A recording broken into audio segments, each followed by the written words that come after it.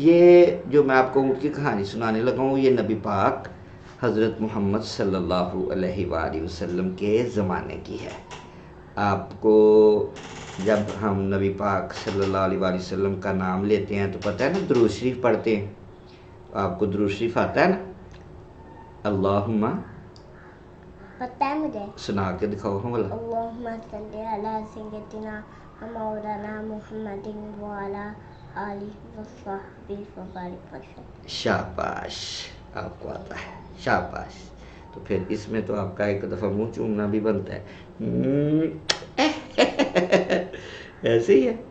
اچھا، تو یہ نبی پاک جو ہے نا ہمارے حضرت محمد صلی اللہ علیہ وآلہ وسلم، ان کے زمانے میں کیا ہوا تھا کہ بنی نجار کے محلے میں ایک پاگل اونٹ جو تھا نا ان کے بنی نجار کے باغ میں گھس آیا. بنی نجار کے آپ اونٹ بننے کی کوشش کر رہے ہو. ادھر سے ایسے لمبا کر کے نا اس کا منہ ہوتا ہے، ٹھیک ہے. تو وہ بنی نجار کے محلے میں گھس آیا، پاگل اونٹ تھا جو اس کو پکڑنے جاتا ایسے کر کے وہ کاٹنے کے لیے آگے دوڑتا اور کیا کرتا، منہ اس کا بڑے بڑے دانت ہوتے ہیں اور وہ پورے کا پورا بندے کا ساری اپنے منہ میں ایسے کر کے ڈال لیتا ہے. وہ کیوں؟ اس لیے کہ اس کا منہ بہت بڑا ہوتا ہے نا، تو وہ منہ ایسے سر منہ میں ڈال کے نا یا گردن سے پکڑ لیتا ہے یا سر سے پکڑ لیتا ہے اور پھر بندے کو ایسے کر کے پیچھے کر کے پھینکتا ہے. تو جو بھی اس اونٹ کو پکڑ، اب کیوں ہمیں گھر کیوں نہیں آتا؟ اس لیے کہ ہم جس علاقے میں رہتے ہیں نا یہ علاقہ اونٹوں والا نہیں ہے. اونٹ جو ہوتے ہیں نا جہاں ریت والے علاقے ہوتے ہیں نا وہاں زیادہ اونٹ ہوتے ہیں. ٹھیک ہو گیا؟ بات نہیں. جو وہ ہے نا جس کا بڑا منہ ہے وہ ہمارے گھر اس لیے نہیں آتا ہوگا اس لیے کہ ہم ڈنڈیاں نہ دکان سے خرید لیں. اس کو مارنے کے لیے ڈنڈے نہ خرید لیں؟ ہاں. اچھا نہیں، وہ ہمارے علاقے میں کبھی کبھی آتے ہیں لوگ، لیکن وہ اونٹنیاں ہوتی ہیں دودھ کے لیے آتے ہیں، لیکن زیادہ یہ اونٹ ہوتے ہیں نا یہ ریگستان میں یعنی ریت جہاں زیادہ ہوتی ہے نا اس علاقے میں ہوتے ہیں. تو وہ اونٹ بنی نجار کے باغ میں گھس آیا، جو اس کو پکڑنے جاتا ہو کر کے اس کو پکڑتا اور بڑے لوگ پریشان تھے اور آ کر نبی پاک حضرت محمد صلی اللہ علیہ وآلہ وسلم کے پاس آ کر کہنے لگے حضور ہمارے پاس ہمارے محلے میں ایک اونٹ گھس آیا ہے، بہت پریشان کر رہا ہے. تو ہمارے نبی حضرت محمد صلی اللہ علیہ وآلہ وسلم نے کہا کہ چلو مجھے اس کے پاس لے چلو. لوگ ڈرتے ڈرتے اس کے پاس گئے. رسول اللہ صلی اللہ علیہ وآلہ وسلم بھی ساتھ تھے کیونکہ وہ اونٹ بہت زیادہ غصے میں تھا. رسول اللہ صلی اللہ علیہ وآلہ وسلم نے اونٹ سے کہا ادھر آؤ میری بات سنو.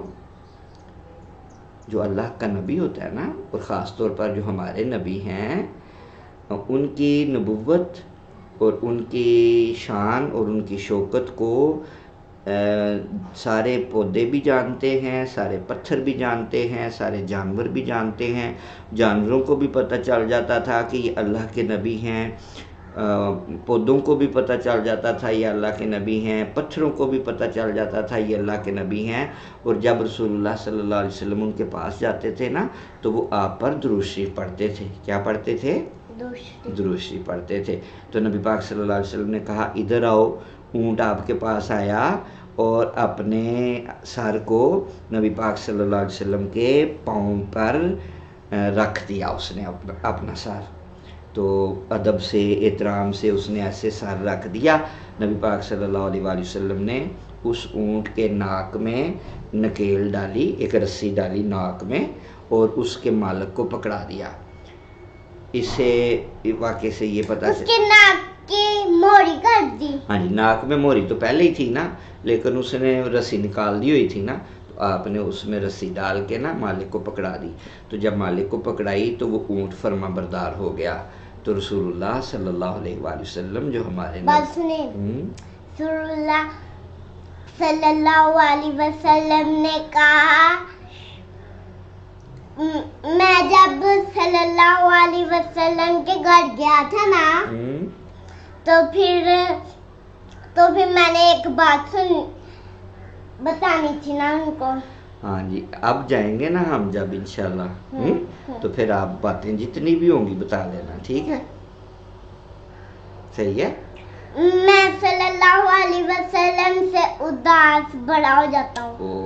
हम सब भी उदास हैं। आप भी उदास हो, तो मैं भी उदास हूँ, तो दुआ करो ना हम जाएं।